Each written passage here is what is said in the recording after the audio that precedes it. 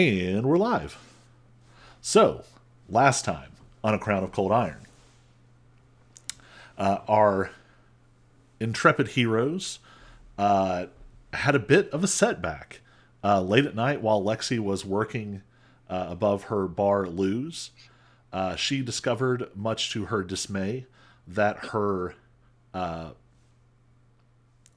assistant, server, runner, and just sort of all around bar help, Caleb, has betrayed her, seemingly ensnared by some kind of fey magic.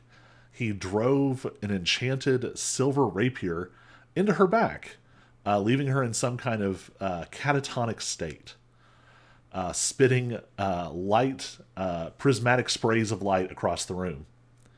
But because Lexi is Lexi, she did not die, and in fact was able to hold on in this state for quite a while before Auric and Cyrus were able to arrive. Working both inside and out, the silver spear or silver rapier was removed, on which occasion it turned into some kind of silvery humanoid fey creature, which has proceeded to wreak havoc through Luz, forcing you to chase it downstairs in an attempt to stop it, kill it, drive it out, whatever you all are aiming for. And we pick up in media res. We left off with this Fey Blade having struck some pretty substantial blows, especially on Auric. Mm-hmm. It just teleported right into your all's midst. And looking at our game log, looks like Cyrus was last. So we are back to the top with Auric. Fun.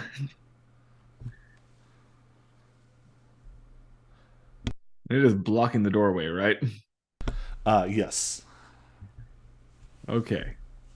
So, what do I want to do here?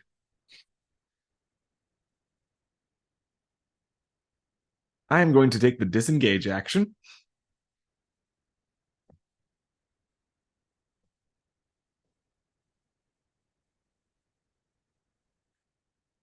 And then a fireball, right? Absolutely. Always. Uh, Actually, what do I want to do? I've already used my spirit guardians.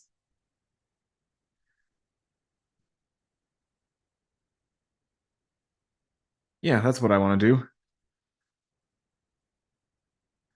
I want to use my evoker's exchange to turn fire into electricity. And then I'm going to do a level 4 scorching ray. I was so hoping you were about to be like, lightning ball! Sorry, Lexi. So a level 4 scorching ray. All right. So that'll be 5 rays total. Yep.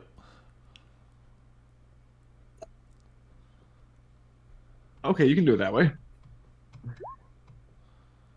First one is a 15 to hit. 15 does not hit. Or rather, it hits, but this thing is made of this sort of silvery fey metal. And the fire, or the electricity, splashes over the creature's silvery hide. 17 will hit. Yay! Or 5 points of damage. At least you get your elemental affinity once per attack, right? Or is it on every single roll? It's only for fire. I switched it to electricity. Oh, okay. Yeah. Because I didn't want to burn Luz down. Thank you. That's fair. So that was 2 attacks. Yep. Number 3 is a dirty 20. Dirty 20 hits. 4 more points of damage. 14 is not going to hit. No, it is not. And 1 more. 25 to hit. That'll do it. 6 more points of damage. All right. You sort of roll evasively backwards and come up with, I think, 2 handfuls of fire. How does Lexi respond to seeing Oric come up with 2 handfuls of fire? What does it look like when the fire becomes electricity? Literally remains fire until it leaves my hand. I was gonna say Lexi also knows that Luz won't catch on fire if it doesn't want to. Oh, hey, good point.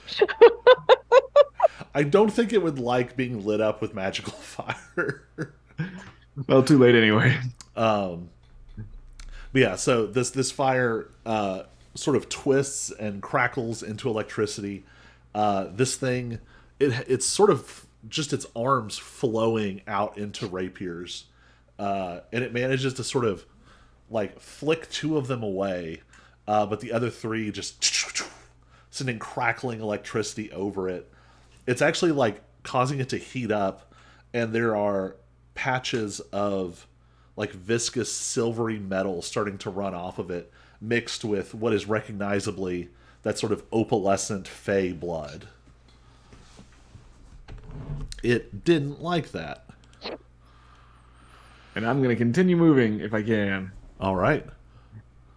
Outside? Out the door. All right. At the end of your turn, it is going to spend some legendary actions, and it is going to use its blinding light ability. Some of the light that's sort of reflecting around the room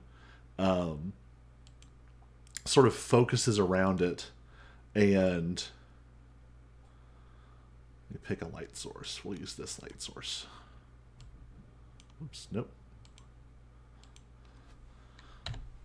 The light around the fire is suddenly sort of consumed and flares out from this creature. Let's see if Oric is far enough. So Cyrus and Lexi, give me Constitution saving throws. I also can't see it, so if it's blinding light, then I know. I was like, if you were straight, like line of sight, I think it would. Ooh, 14. Oof. 14 barely saves. 5 does not. Yeah. It's only for. Actually, it's repeat at end of turn. So there isn't an. Thankfully, you don't have to spend an action to get rid of it, but you will be blinded on your turn. All right, Lexi, you're up. Okay. So I'm gonna do as Lexi does. Take my broken spear in hand and Learn to fly. No, stab sorry. a bitch. Since I'm like right there. 25. 25 will hit. All right. Okay, I see that I see that I have here, this is new to me, 2 different things to hit for damage. So that's whether you're using it one-handed or 2. Okay. Which one is 1 versus which one is 2? Two-handed is the 1d8. Okay, thank you. I was picturing myself using it one-handed, especially since it's like first time I had it. So 10. On your to hit roll, that ain't gonna do it. No, that's damage. Oh, damage. Okay. I was like, Yeah. wait, what? Yeah, Oh, yeah, that's 25. damage. 10 points. All right. Yeah. All right. And Roll again. why didn't it add the electricity damage? I don't know. I even see it. It's listed. It just didn't add it. I don't know. Huh. Weird. So also give me a 1d6 for your lightning damage. Okay.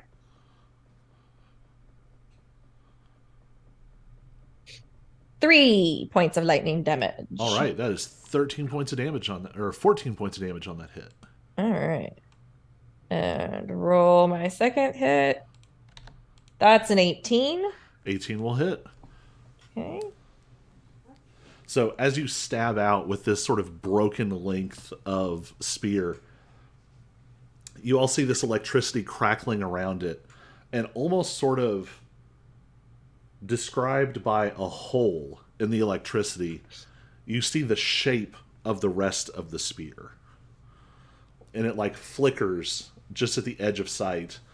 And before the rest of the spear pokes into the creature, this sort of phantasmal spear hits, and you see the creature react even before the rest of it drives in.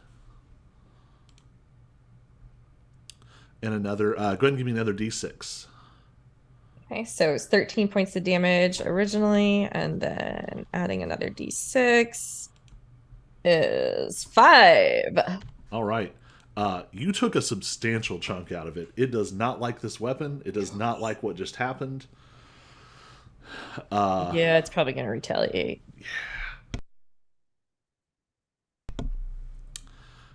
It is a pretty nasty creature. It is going to. It's going to create a sphere of blinding light.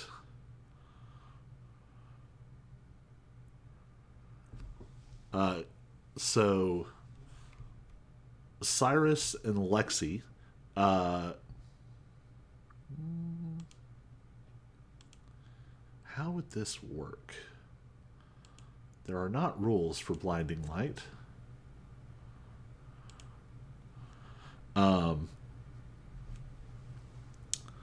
We'll call this a Constitution saving throw at the top of your turn. Okay, so take it at my next turn. Yeah. And if Cyrus is already blind, does that affect him? It won't yet. As soon as he's unblinded, he gets blinded again. I was going to Fun say, you can't be times. double blind, right? Whoops. I made it one size too small.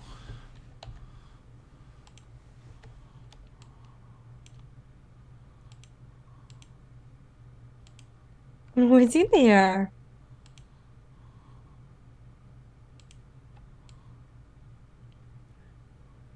Six.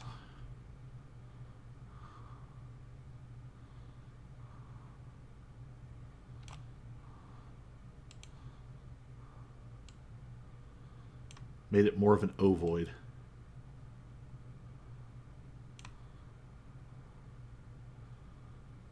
That doesn't seem right. Maybe it was right the first time. There we go.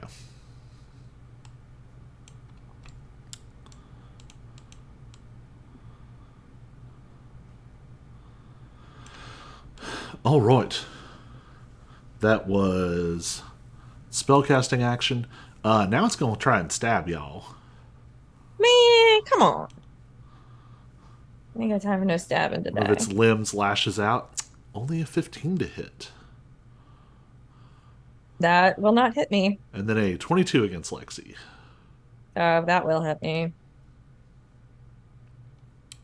That is 29 radiant damage reduced to 14. Okay. And it swings one more time. It's a 24 to hit. Fuck, that hits again. It's a lot of hitting. Yeah, I And know. that's 29 reduced to 14. Okay. For transparency, it is a CR 11. Okay. Okay. Because I was going to say, cast a spell and then swung 2 or 3 times. It is a nasty boss man. Boss object. All right. That is its turn, and it is Cyrus's turn. So you are doubly blinded. So you can shake it at the end of your turn, which you probably want to do outside the circle of light. Okay. I was also trying to remember. All right. So blinded, I have disadvantage.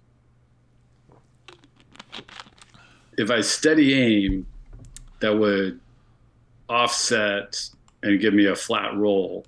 But does that still count as having disadvantage so sneak attack doesn't work? I was going to double check. I feel like I've done this wrong in the past.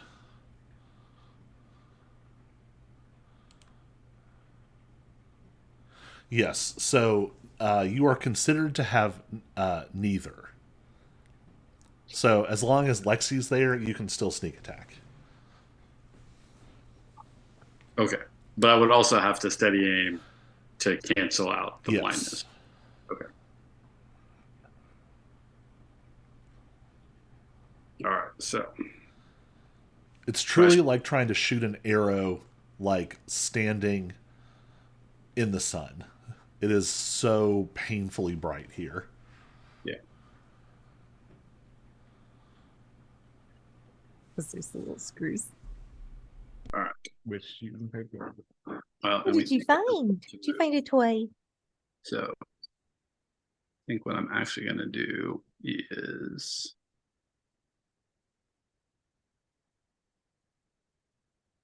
is 30 feet. All right.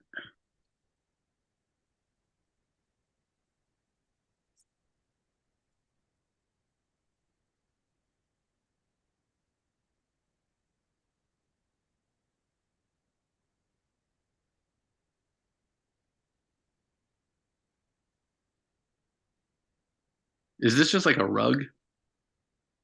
Is it like a table? Yeah. Okay.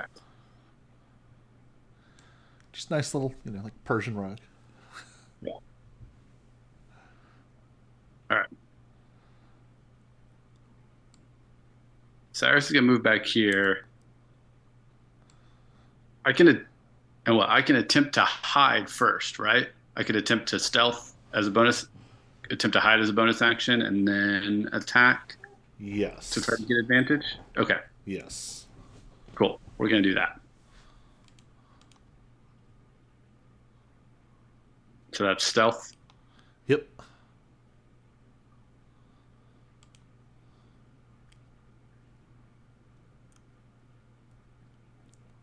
Not great. 17.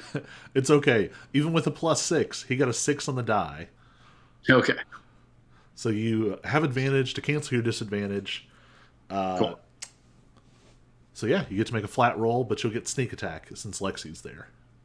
Sweet.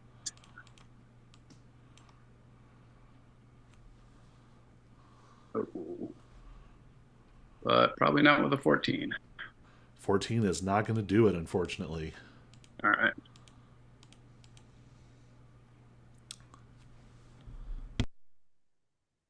And then you said con save at the end of my turn. Yes, see if you shake it.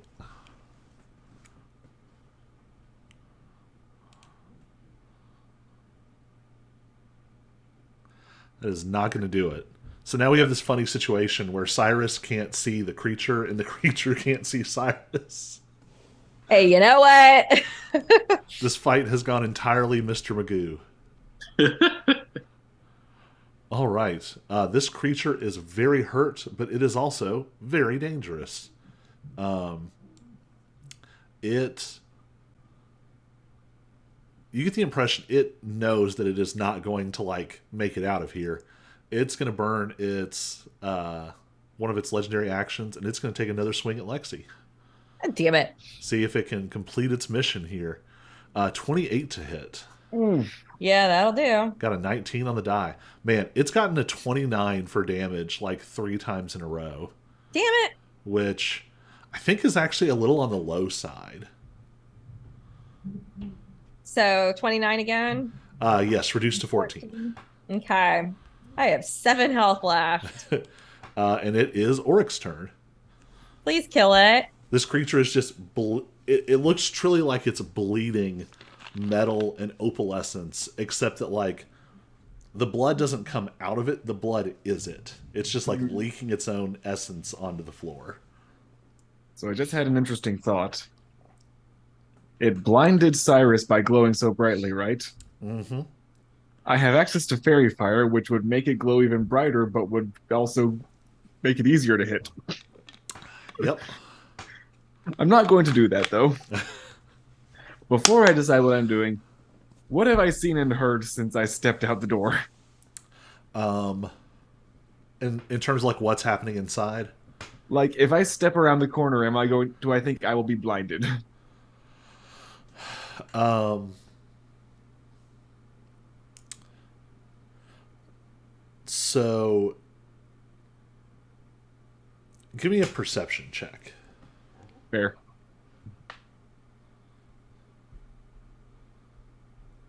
15. I think with a 15 you would notice the the light from inside is not so bright to blind you from there. Okay. So when you sort of like poke your head back around, what you see is a sphere of almost coherent light. Like if you took the darkness spell and you ran it in reverse, this is what you'd get. Because Okay. mechanically, this is the darkness spell running in reverse. I'm out of fourth level spells. I'm going to upcast Scorching Ray as a third level spell now. So that's 4 lightning rays. All right. The first one is a 24 to hit. 24 hits. That is 9 points of damage. Yep. All right. Second one will be a miss. Wow, wow. I'm doing this as a quickened spell, by the way. Third one will be a natural 1. That one pings off and like breaks a bottle of something. It like hits the creature and the creature flicks it away and some bottle of an expensive something on the top shelf explodes. Damn it, Arik. I didn't do it. And the fourth one was almost a crit So close.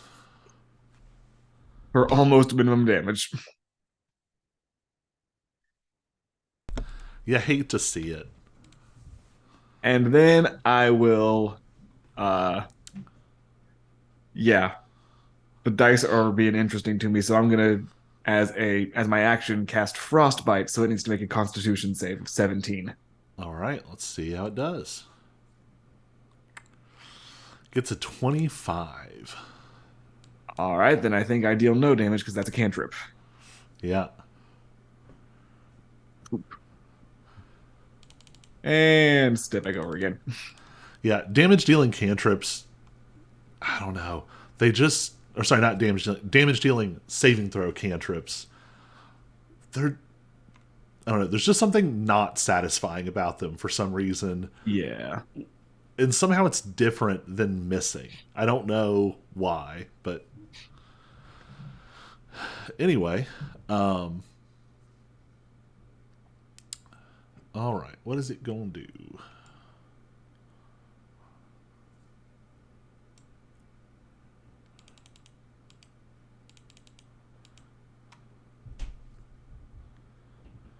So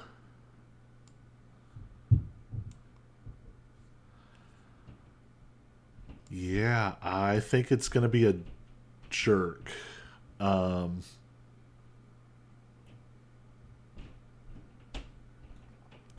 so it knows that it is about out of this fight. It is going to burn its last legendary and is going to create a radiant explosion centered here, which is bigger than the click is. So I'm going to need a con save from Lexi and from Cyrus. God damn it. I rolled a 3, so 10. Ooh. Lexi's going down. Wow, it rolled disastrously low. Okay. Lexi does not go down. Oh my goodness. On 6d6, it did 9 damage. Wow. So Lexi will take 4, and Okay. Cyrus saved, so Cyrus will take 4. That was I have not a great 3 health. last attack. So, Lexi, you and this creature are both brutalized in this moment. What do you do? I'm a stab a bitch. All right. Hey, Lexi, you could also, I think that would trigger one of your big reactions. Would it? It's immune to radiant damage. Yeah. Okay. Yeah, that's the problem. All right, so I'm a stab a bitch. And that's a 17. 17 hits. Awesome. 9 plus another d6. 2. So 11 total. All right, so let's pause and we'll set stakes here. It has 2 hit points left. If you hit, this will kill it. But you got to hit, and it's got a 17 AC. God damn. Okay. I'm gonna do it. 25. Nice. How does Lexi finish this this silver metallic fey being? I mean, she's pretty much down on her knees at this point. So this is definitely going to be a two-handed, like barely holding on over the head, stabbing into it. And so she takes the spear, takes as much breath as she can because she probably feels like she's bleeding out again. Might even be bleeding out. Who knows? And with all the strength that she has left, just gonna stabs it as she slumps over. Still alive, still breathing, but man. So somehow it's like lightning strikes inside as you put this final stab into this creature. There is a thunderous boom. Things on your shelves rattle, but don't fall off or break. And the creature just like arcs. And you see light start pouring out of its mouth and its eyes. That same sort of opalescence earlier when it was stabbed into you. But now you can see like tarnish spreading over its body like it's charring. And then it lets out a last like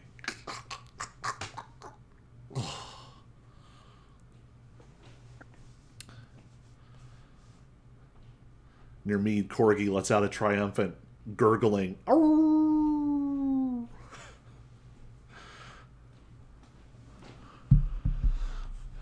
All right. So the creature has sort of fallen apart. It hasn't fully dissolved or stayed coherent, but kind of an awkward mix of both. There's pieces that are still solid and pieces that have sort of dribbled. And there is now a sort of metallic, indescribable pile on the ground. What do you all want to do? Am I unblinded? Yeah, we'll go ahead and because it's every Okay. 6 seconds. You'd get it in the next like 10 seconds. Our camera sort of sits on Cyrus like blinking hard for a second, and then you can see.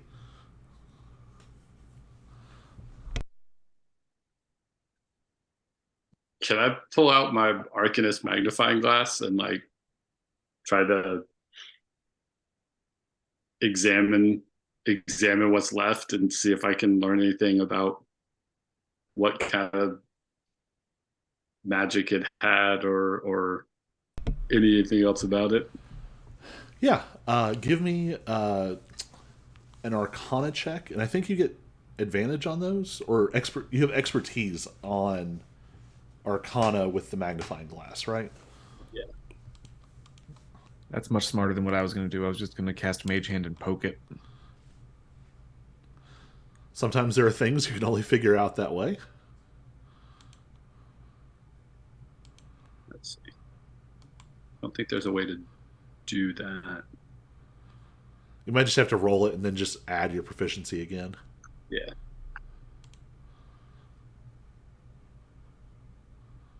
26. 26. All right. So you start poking at this thing. Not literally. there's clearly still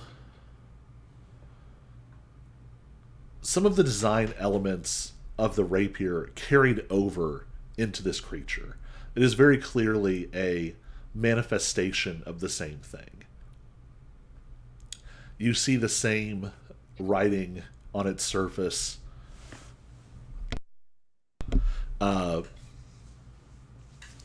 Stretched out, it is the light breaker. And you can sort of ascertain from the effects and from the construction of the magic that this is sort of the Fey answer to to Cold Iron. It is something that was designed specifically to hinder and cause particular harm to wielders of Hero Light. You can see that there is a sort of prismatic quality to it. Something that throws and scatters light, rendering Hero Light less effective than it should be. What you also notice, especially as the thing starts to visibly decay a little bit, it is very slowly dissolving into motes of Fey magic. This thing is somehow both an object or artifact and a spell. It sort of transcends those qualities. It's like a particularly powerful... You've heard of spells where mages summon weapons out of thin air. It feels like that, but executed in a very particular and powerful way. You do get the impression that without some kind of specialized storage of some kind, this thing will dissolve completely over the next hour or so.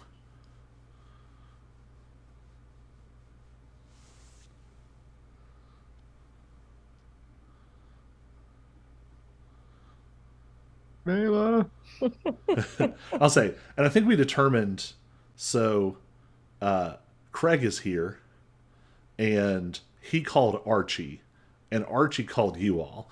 So Right. they're both hiding in the kitchen, and they look out. Miss Lexi, is it safe out there? I think so. Air wheezes out of your perforated lung. Hey Archie, you want the scoop? Archie's very interested in this now that it I was gonna doesn't say seem Archie's deadly. like, ooh, goop. Archie's immediately taking notes and examining this thing.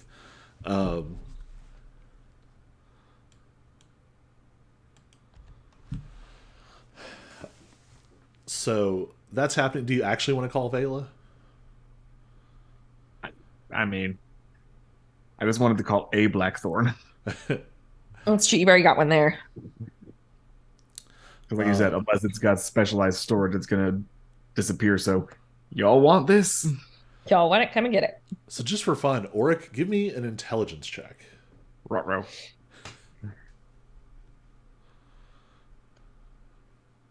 11. I guess it could have been wisdom. Is your wisdom better than your intelligence? Nope. All right. That was kind of what I figured.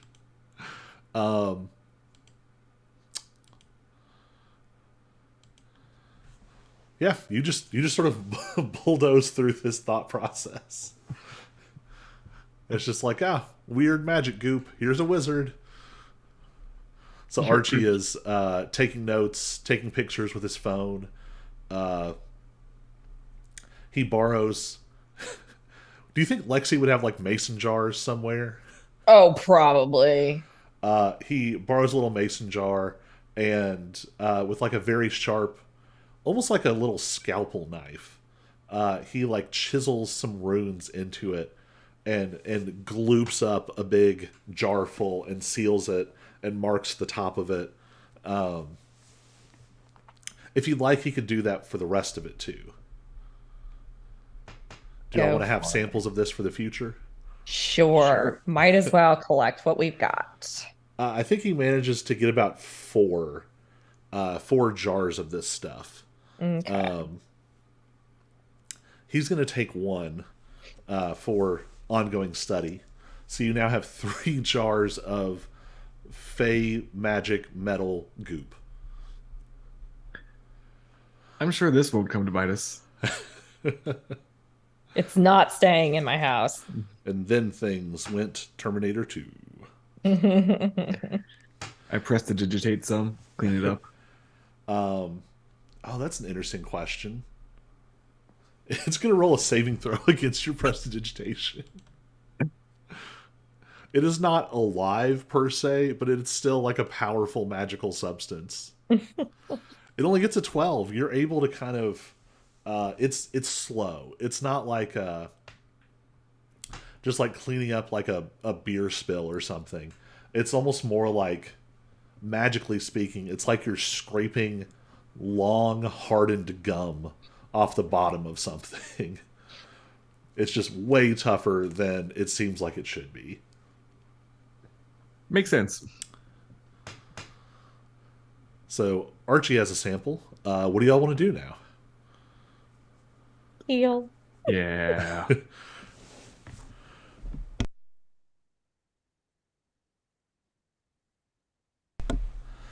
Can I attempt to locate object on the tome?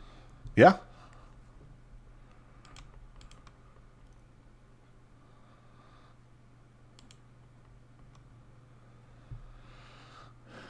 And what is the have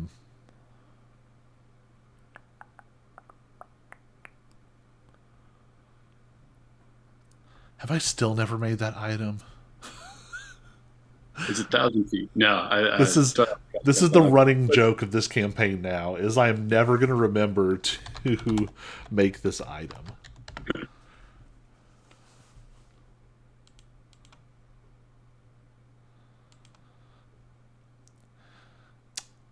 With a range of 1,000 feet, it's long gone. Okay. Because without any other information, Lexi had this experience at like 3 o'clock in the morning, and it's probably like 8ish. Yeah. So does everybody just want to go back to their own domicile and sleep, or do you want to go actually seek like magical healing?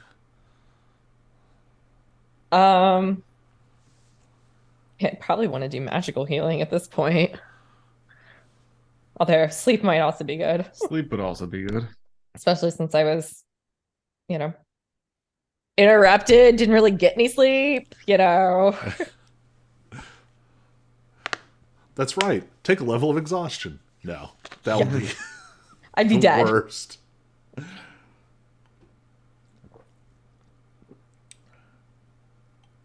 Yeah. I'm fine with just doing a long rest. I'm also not at 3 hit points like some people. I'll say you should be very thankful because Lexi you should tanked a be lot of those thankful. hits. Yeah. Any single Damn one of those take. hits would have taken me out. Yeah. You're welcome. A single one of them would have taken me out. And that's with me at half health.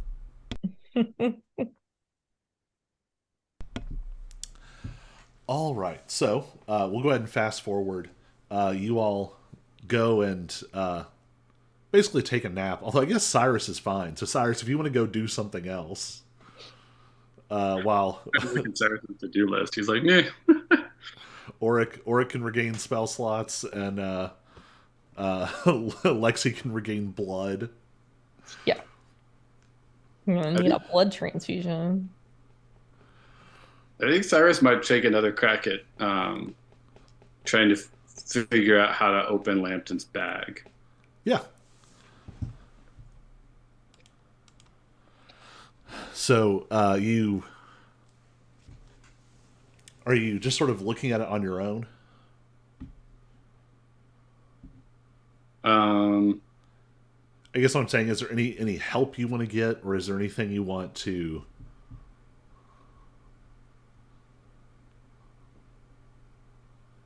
Such a distance. Yeah, I'm not sure. Yeah, I think I'm just looking at. Yeah, I think he's just doing it on his own. I mean, he hadn't decided if he wants to involve the Blackthorns in that exactly yet or not.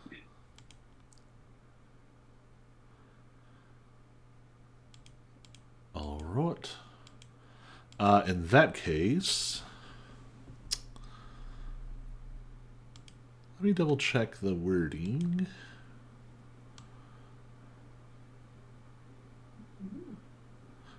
Okay, so you can make an Arcana check to try and understand the properties of the bag. Okay.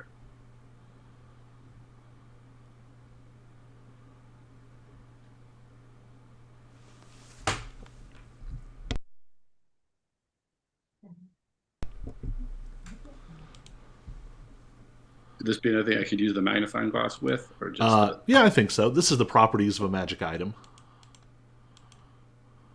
whale? Plus another 3, that's still just a 14.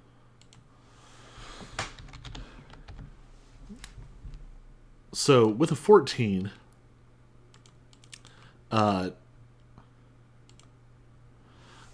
you at least sort of understand the nature of what you're messing with here. This is a Fey arcane lock spell of fairly substantial power. It seems like it was tagged to Lambton's specific magical signature. It was not something that like he would have handed a key to someone because he was a paranoid old lizard.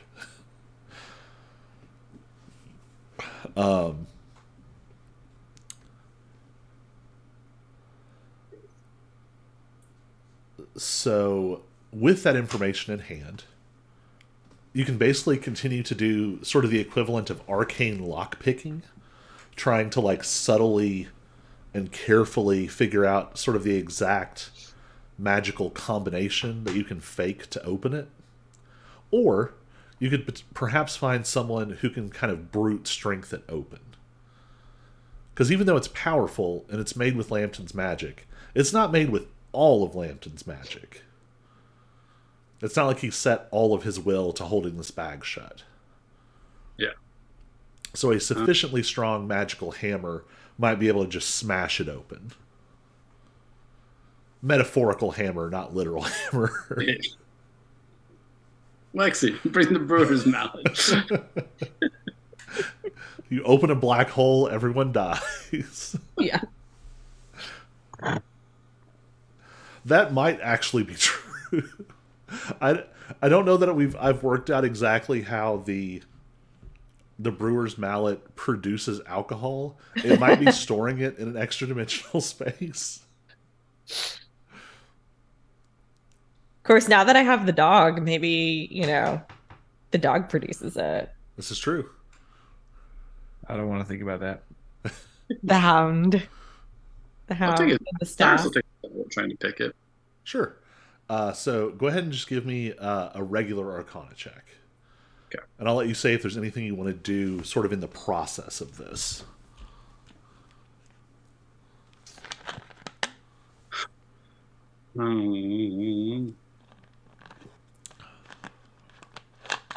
Also, remind me, Yeah. were there any other items that he had? Yes. Yeah, good girl. Was it 25,000 gold, an ornate rapier, and a gaudy amulet? Yep. Okay, cool. That's what I figured those notes were, but I wasn't 100%.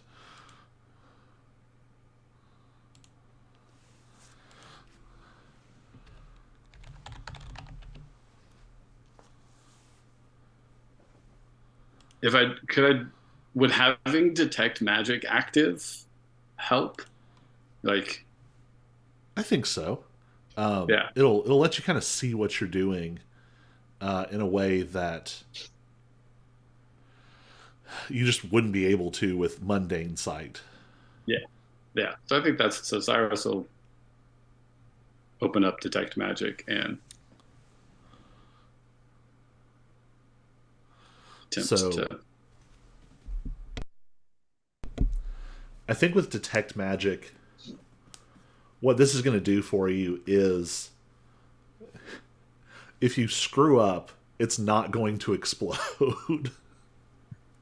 This lets you see, like, essentially magical trap finding. Okay. You can see that there are sort of like anti-intruder mechanisms, and this gives you an opportunity to avoid them. Okay. So still rolling Arcana. Yes.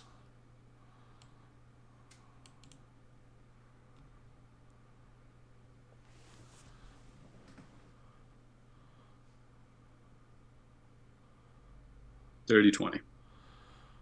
All right.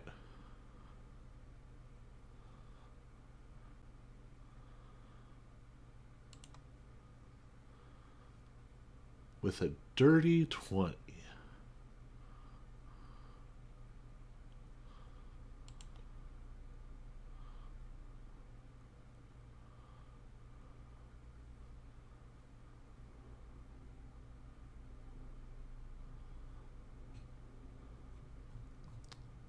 I'm looking over my list and trying to remind myself what you have and have not gotten yet. I don't think we've gotten anything on the bag. I just mean I in think. general. I have a list of stuff for you all. Um,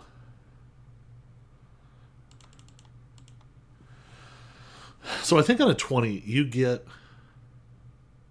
It's like it clicks. If there were arcane tumblers, you click like 2 of 3 of them into place. And there is a notable, like, it's hard to describe. It's like your brain is substituting almost sort of like a magical synesthesia. Like you can hear the click, click, click, click, click, click, click, as you get these sort of arcane tumblers into place, and it's almost like the bag like throws up. It just sort of like vomits out one item and then another.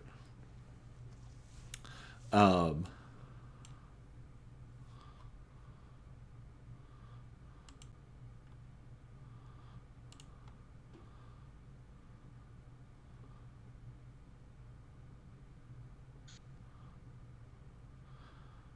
you all just already have so many attunement items.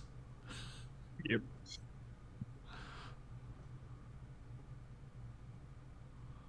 Time for that multi-class into artificer.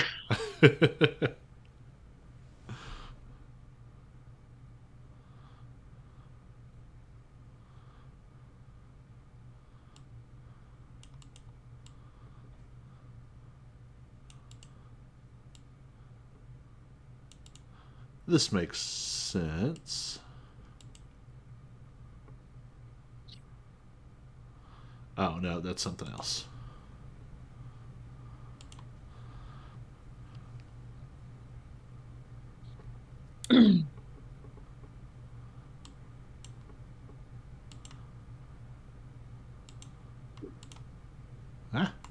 Ah. So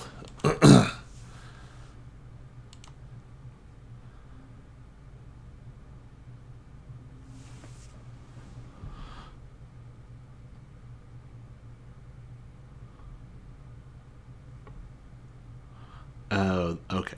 Um, I wrote this when you all didn't have all of these. Um, a the first thing it throws out is sort of a tightly bundled cloak. It has a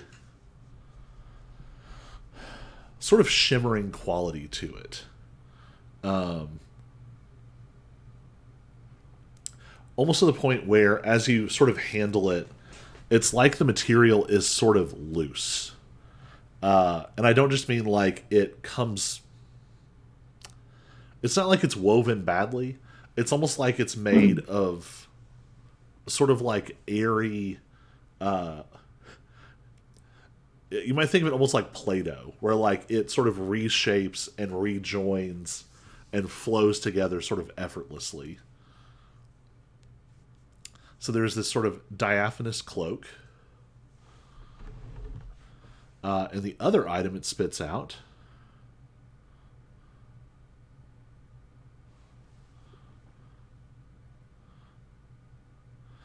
is a pair of boots. These also have they're very sort of delicately made, almost more like if boots were designed with the same eye as like fanciful slippers. um, they have these sort of cloud and blowing wind motifs on them. Would you like to use one of your identifies? Yeah. Um.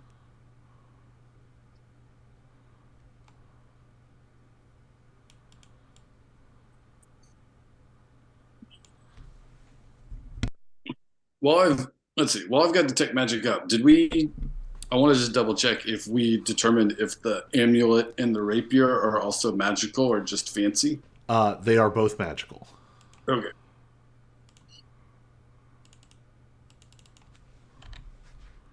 We'll go for the cloak. All right. The cloak, courtesy of Griffin's saddlebag, is a time shifter's mantle. I'm going to throw it in the Facebook message for now.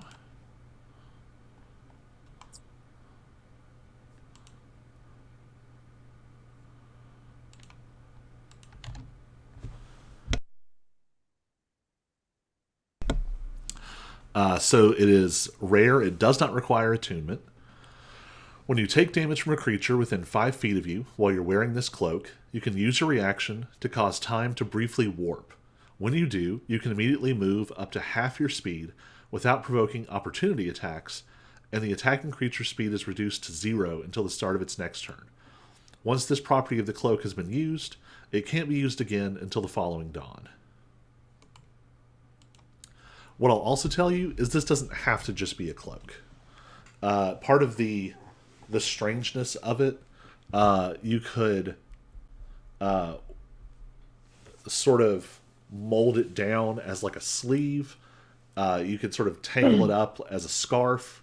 You could tie it like a sash. As long as it is on you. Also, your cloak, your raven coat has apparently been able to eat other cloaks in the past. Eat. Yeah. All right.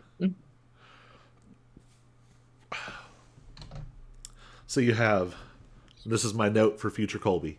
You have the amulet, the rapier, the cloak, and the boots. And there's one lock left. Okay.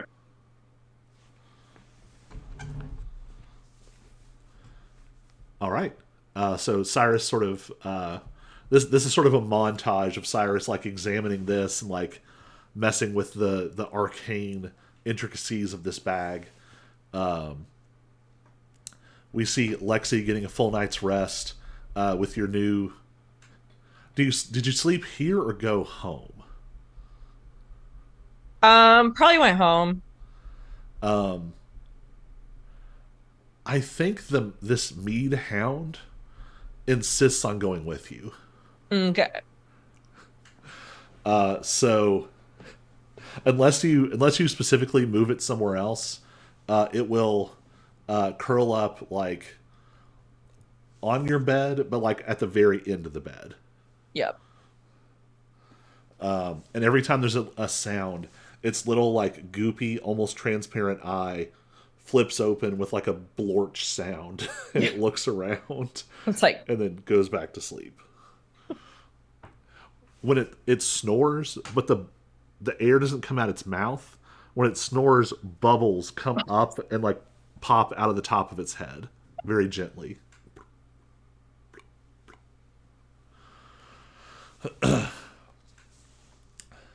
Where does Oric go? I think Orc goes home too. Sleeps on a bed of gold coins. His magical gold coins. Yes.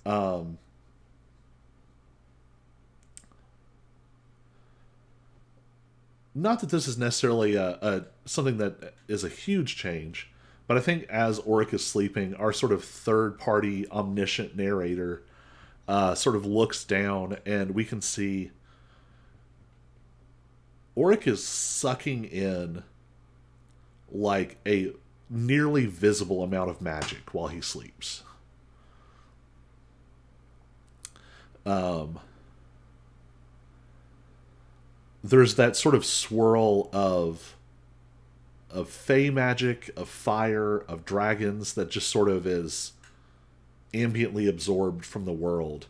But there is also something stronger and harsher that is almost being sucked in like a vortex down into you.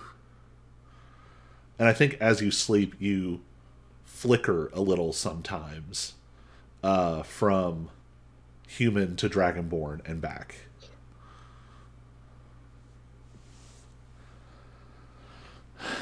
We will give you a chance to actually do it after the session, but at this point, we're going to say you all level up because it has been a while.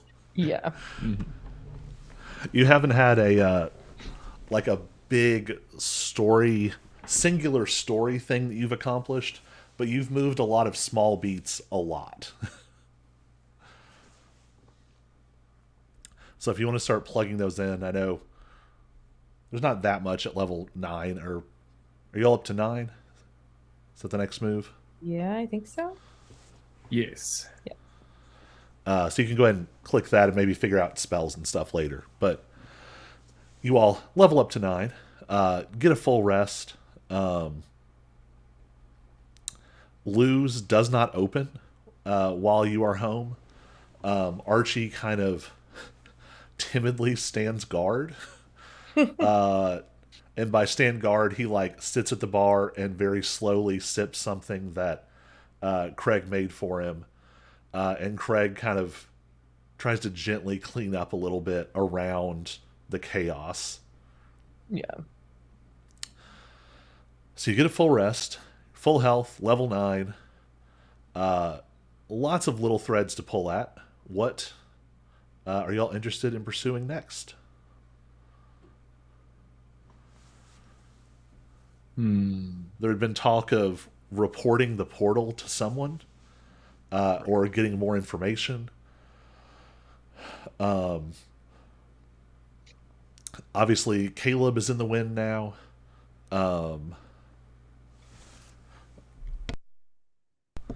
You know that Roland is out there somewhere. Yeah.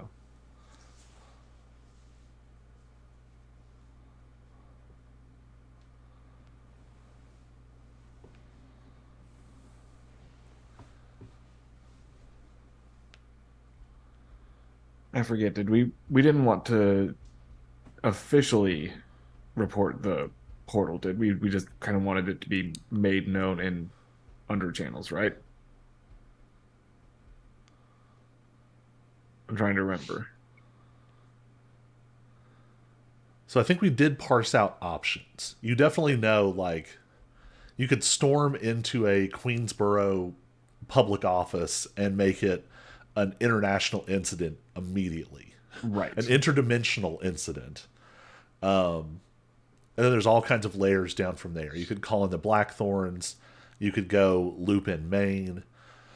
You could go to Lady Bryn. If you wanted to, you could even go find a way back and go talk to the witches. That's a thought. Are you getting into container? Is basket. Yes. Do we want to try to go back to the witches Oh God, where were the witches? in the Feywild? Right. Just be like, hey, hi, Hi, how's it how- going? Help. Why is there another portal forming? Yeah. And grandmother would look at me and laugh. Yeah. Exactly.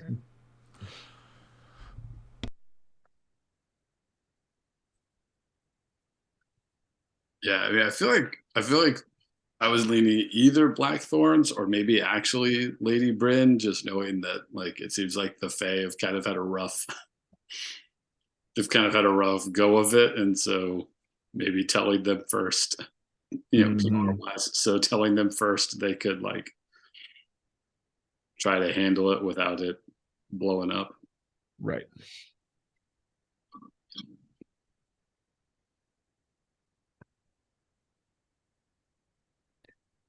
Yeah, I was thinking either Lady Bryn or Maine.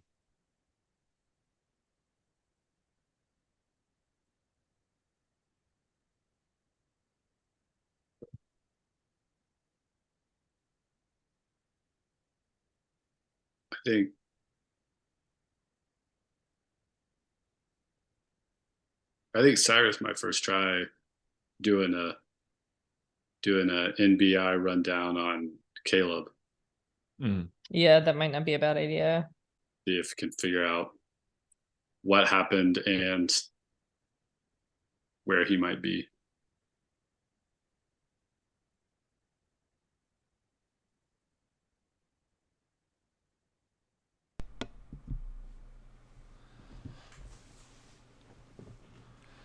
All right. So the feedback on Caleb comes very quickly. It's almost the opposite of the Alan Blake situation. Alan Blake just sort of switched off his entire life and vanished.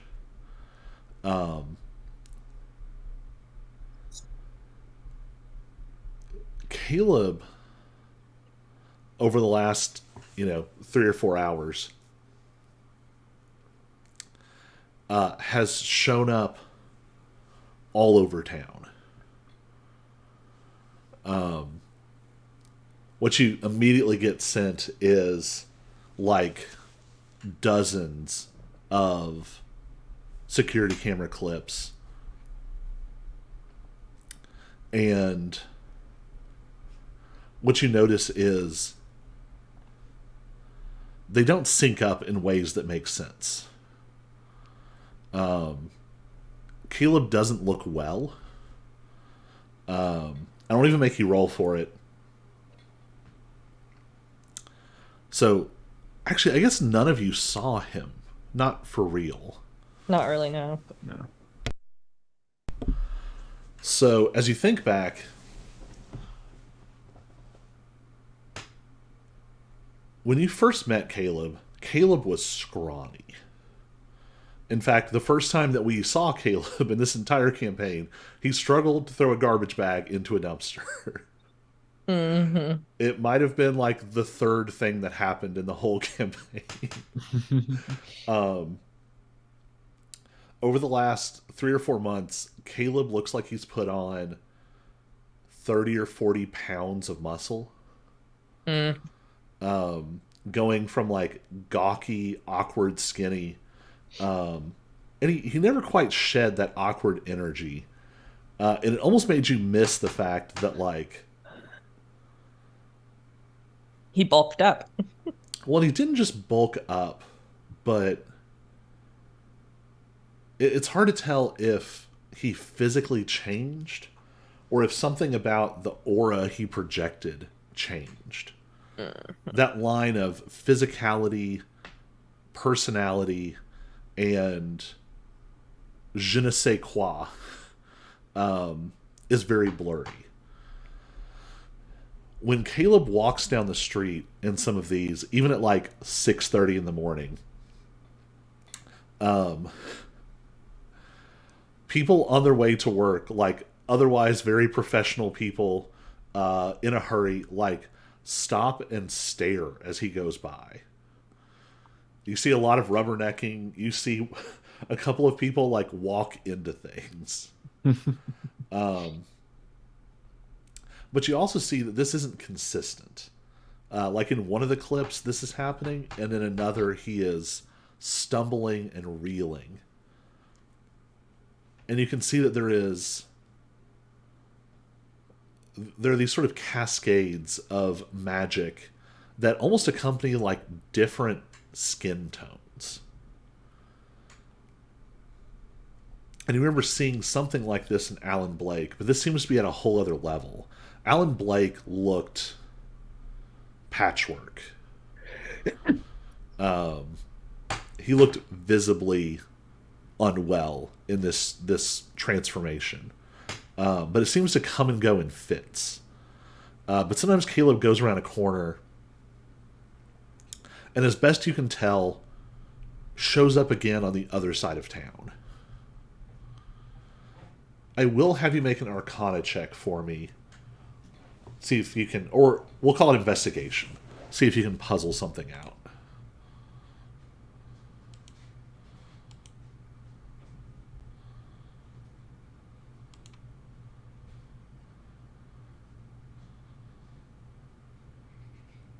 $20.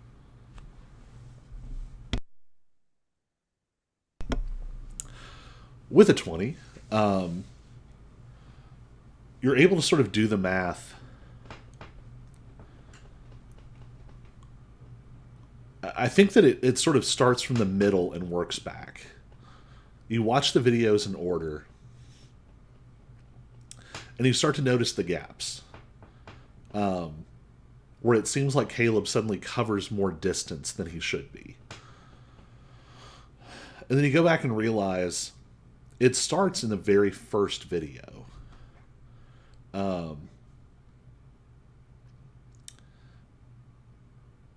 But what you notice is that the amount of disparity increases every time it happens. It's almost like he's teleporting, and he's teleporting longer and longer each time.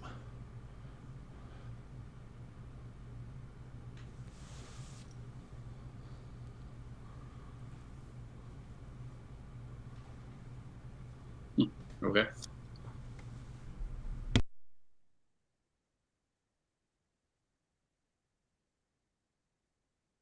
But too much activity to get a sense of where he is, or if he's headed at a particular place or kind of circling a particular place.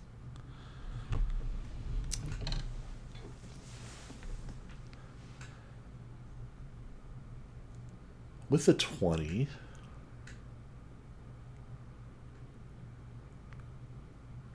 I think with the 20, you can gather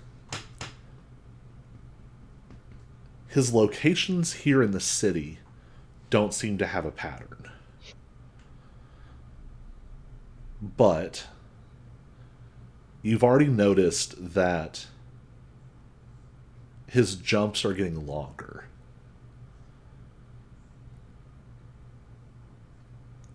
Which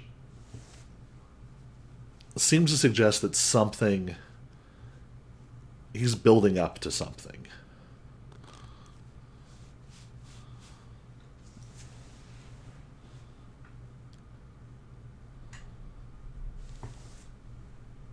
Okay.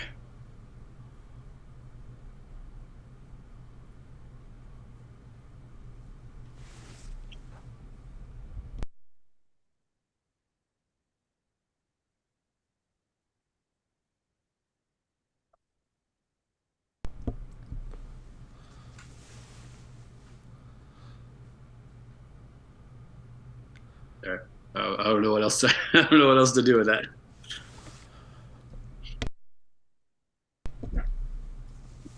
So, I guess what I'll say is this. This tells you a couple of things.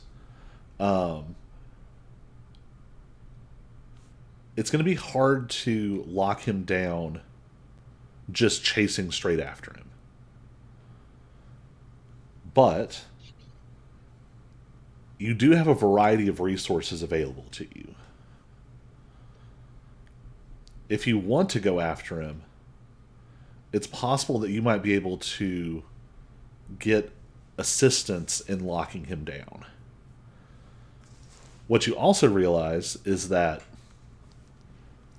because at the rate the distance is increasing, he's not just going to be going from one side of the city to the other anymore. Before too long, he's going to be disappearing beyond your reach.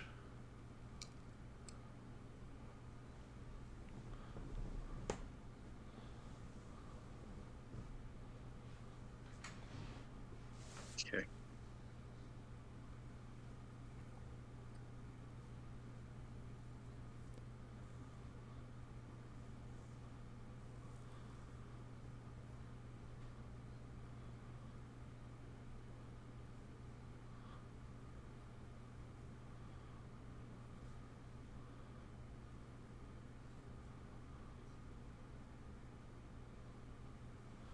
So do you go after him now? Do you call in chips with somebody?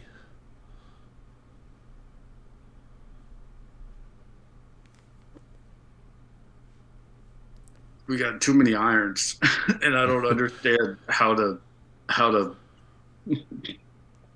move on any of them, or how Mm-hmm. to prioritize any of them. Yeah. I feel like we've got too many irons, and I'm pretty sure I've forgotten like what three of them even are at this point.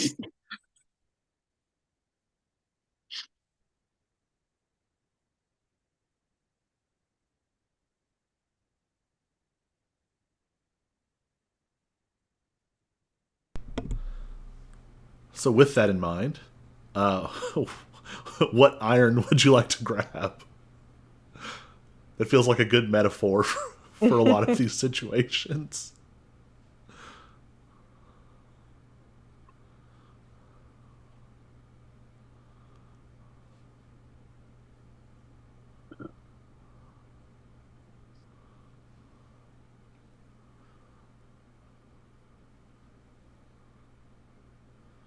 So is a visit to Lady Bryn the next thing? Yeah, I think probably.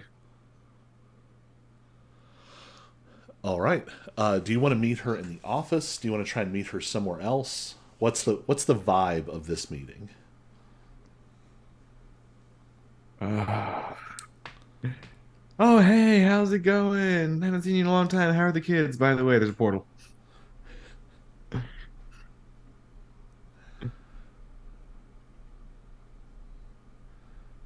You just want to drop it on her door and ring the doorbell and run.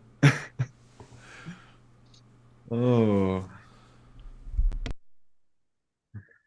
I don't know. I guess probably in the office would be best so that we can control who actually hears. Hmm. Either that or bring her to lose. If Which would you lose, let her prefer? in. Will lose, let her in. I don't know. It's up to Lou. It's up to the building. True. I'll say you've generally found that the building only responds to mostly just to overt hostility. Yeah. I Um, mean, if she's gonna be cool and calm and has no ill intent against us, then Mhm. should be fine. all right, so you want to call her here? Yeah, bring her to Sure. lose. Show her the meat puppy. Like good news, bad news. The good news is here's this adorable elemental.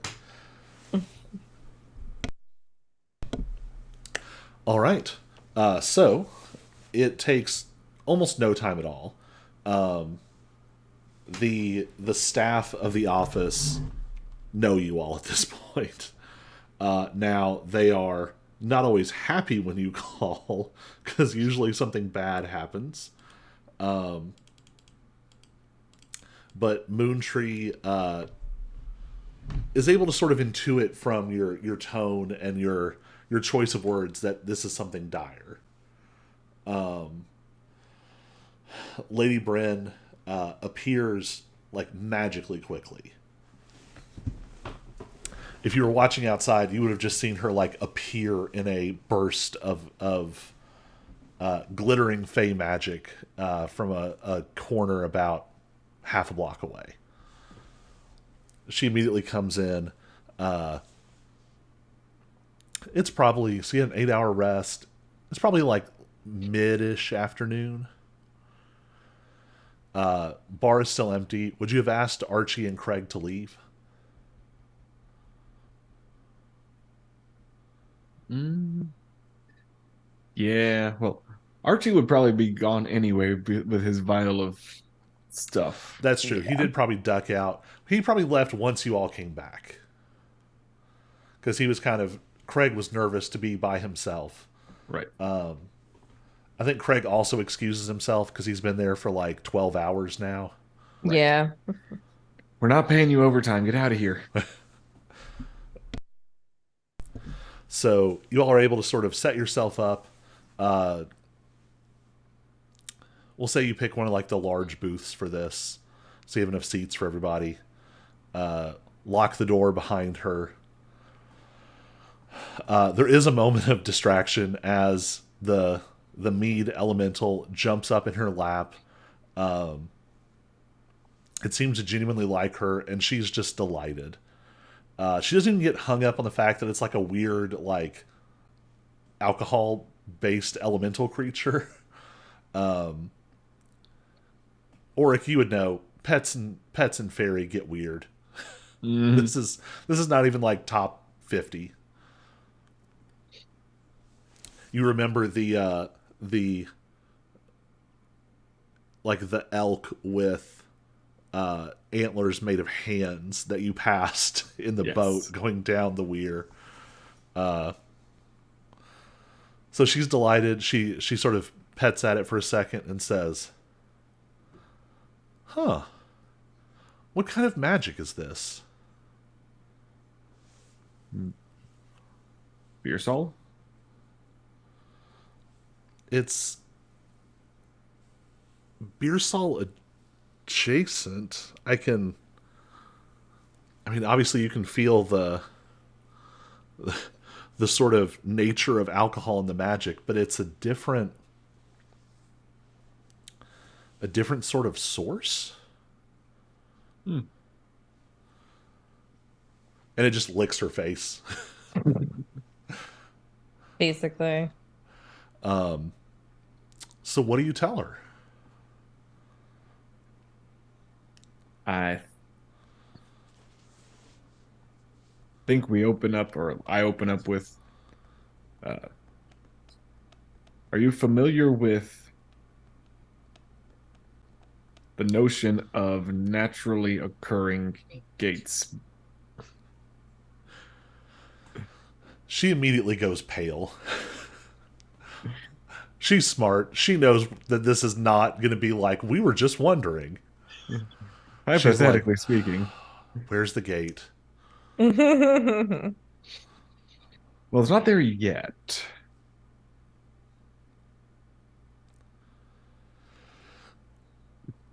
It's kind of being born, Okay. right? It wasn't a full gate yet, right? That's my memory. Yeah, it was. It was going to be super big, but it was not fully formed.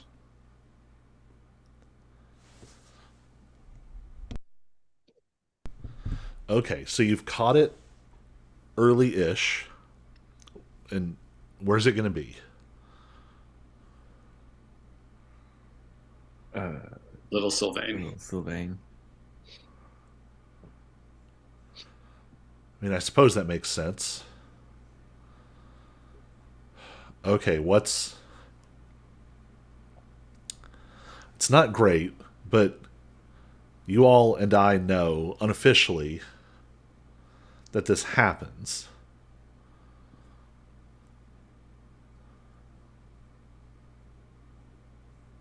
But you all called me first about this. How bad is this? Uh, well, I'm not an expert on gates, but it feels like when it opens, like it's gonna be really big.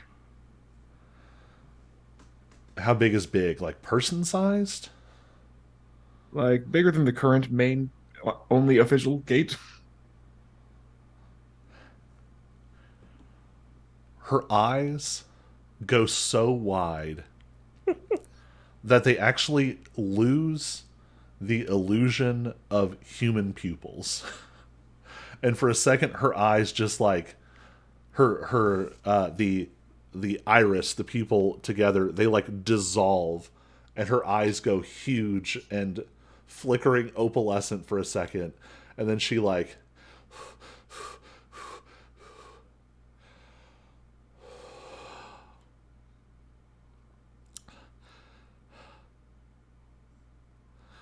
she opens her eyes and her pupils kind of like fade back in. I'm sorry, say that again. Are you gonna react like that again? Very possibly. This has the potential to become the new main portal.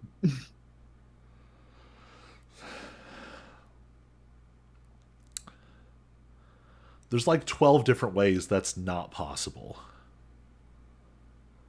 Are you all sure?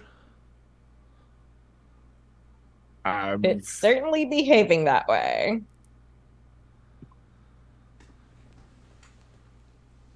Not sure of we're not sure of anything at this point, but there's also a distinct possibility that it is tied to a figure powerful enough that you've met him and can't remember it.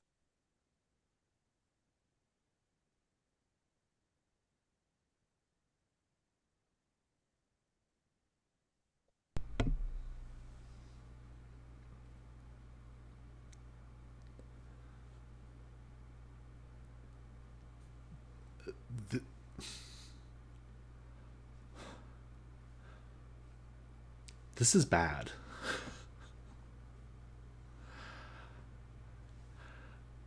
I don't like to throw the word apocalyptic around very often. This is bad.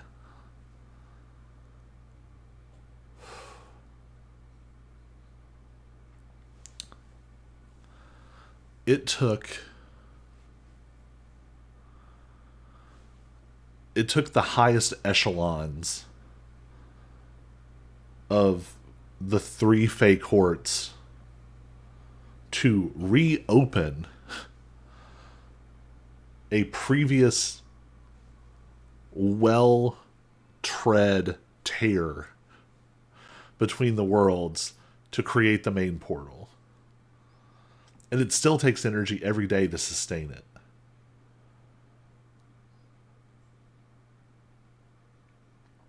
Oh, this is bad.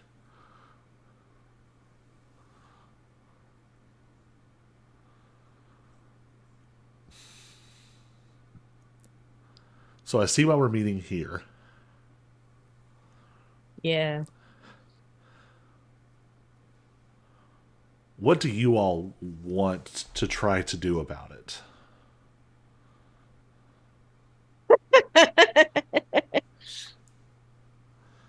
Yeah. We don't even know what we could. Yeah. Everyone, it's giving off enough magical energy that it's simultaneously like discernible and like everybody in Little Sylvain is avoiding it. So there doesn't seem to be any immediate danger to individuals.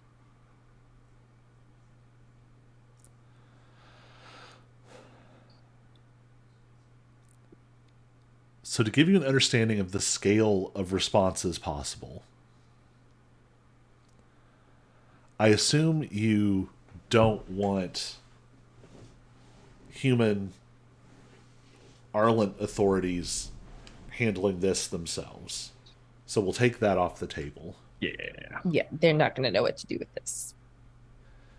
This is bad enough. The queens don't like to be bothered. But there's a handful of things for which they will gladly intervene. This is definitely one of them. So that's an option. It's just as nuclear in some ways as the other. Mm-hmm.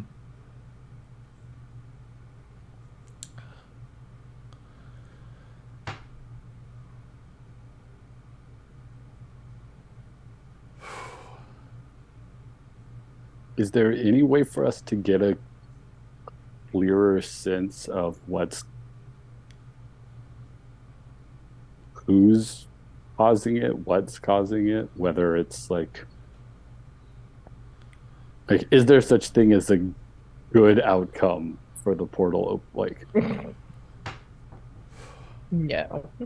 right, like we know it could be like a super powerful celestial, right? So like is that a good outcome, or is it still a bad outcome in the long run, even if it's a good aligned creature?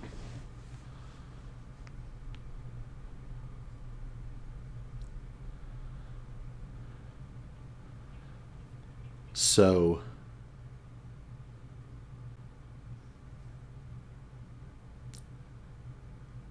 the two realms have been growing in relationship, in conversation together. Another portal is not necessarily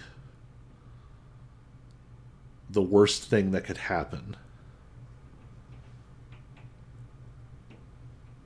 But there's a very big difference between a portal that was carefully planned by the bureaucracies of two different dimensions, two different realms, and one that appears without warning in the middle of a major city.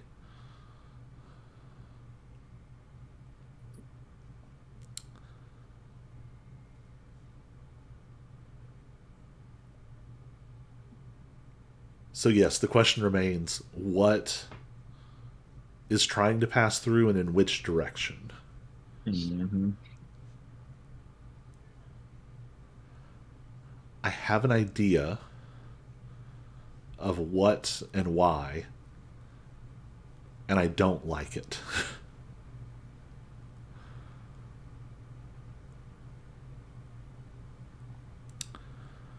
I've been resituating some of the things that I've remembered recently,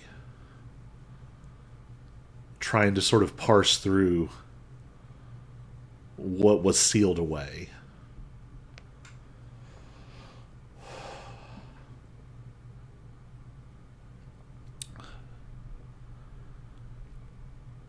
In 1500 years, the human world and fairy have developed in certain ways. And a lot of why that was successful, or at least turned out the way it did, is because two figures were taken off the board.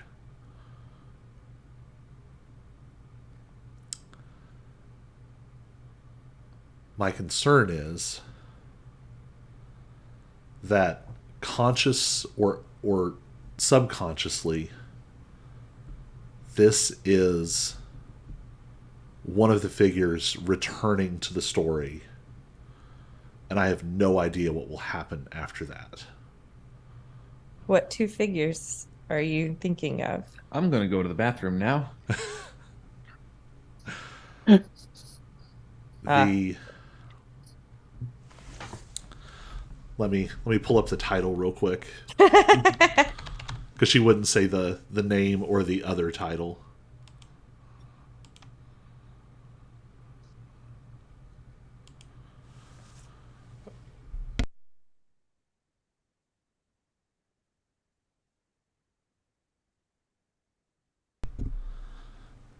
The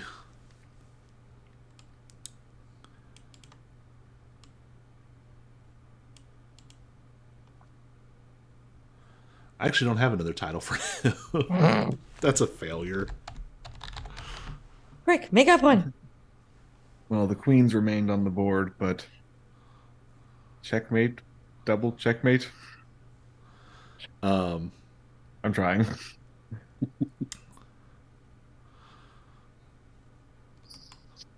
was looking to see if a certain bard had given him any other titles.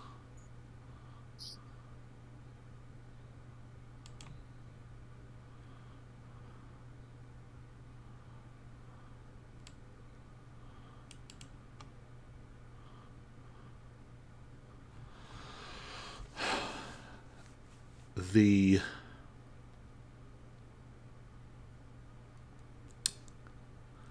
she hesitates here. Um,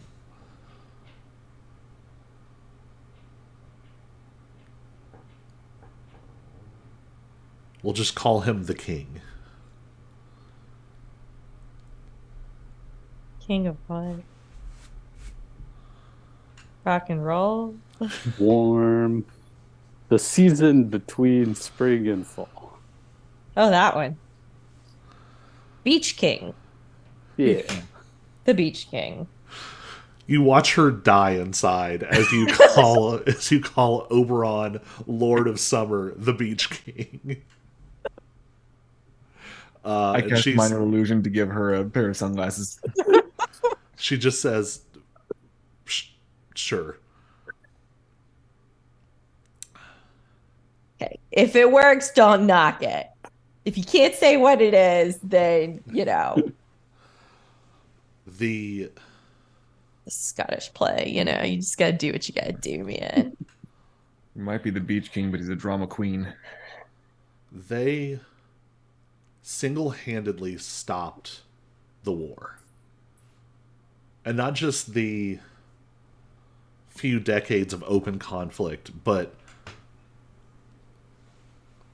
for countless eras, the tension between the human realm and fairy. And it's not just about the separation. The separation helped it to happen. But you have to understand that even more than that, the two of them alone represented to the respective realms a kind of military power that is unmatched by anything else.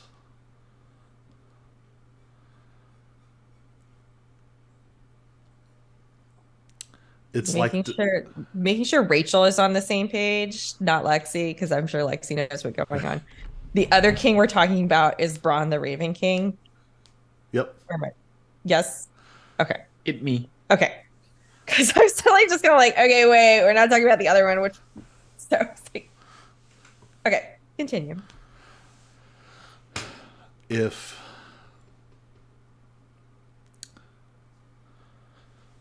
the barrier helped, but it was like taking the biggest pieces off the board. The war couldn't have continued in the way that it did. If they come back, I truly don't know what changes. I don't know if the three courts remain in alliance with each other. I don't know if the two realms remain at peace with each other. Either of them returning would be enough to inflame their more hungry followers into open conflict. So we just don't tell their followers that they're back. It's not just for each of them. the the more powerful that the Raven King became, the more like his opposite he became. It's not just politics. It's not just strategy. There is a connection They that balance these each other out. and the influence they have over their followers is not just intentional. It's not just speeches and visible leadership. There is an intangible effect.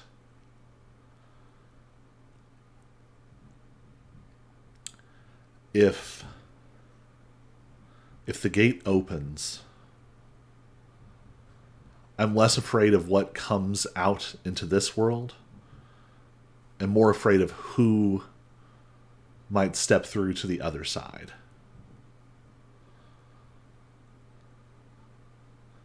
The Beach King returning in power might spark a war instantly.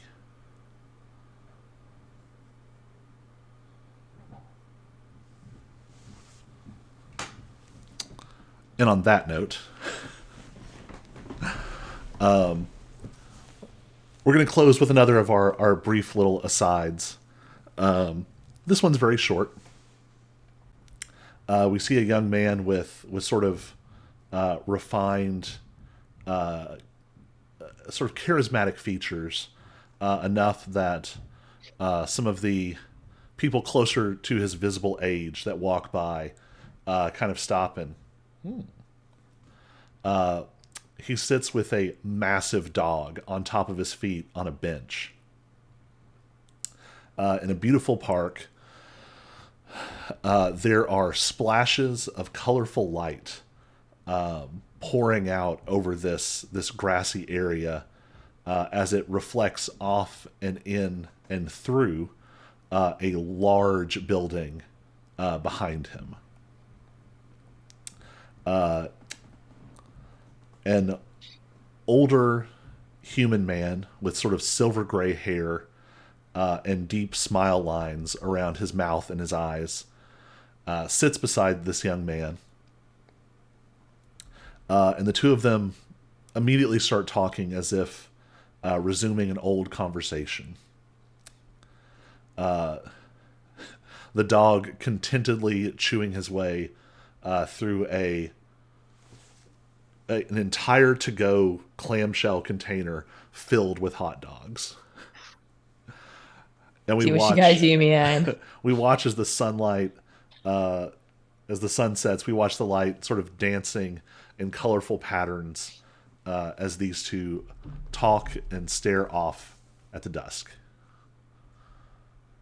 And that's where we will come back next week. So be sure to level up and make your various decisions. I'll get you some. I will sure try to make the Trapper Keeper. So you have an actual item for that as well as the cloak. So we'll be back with that next week. I'm going to go ahead and cut off our stream.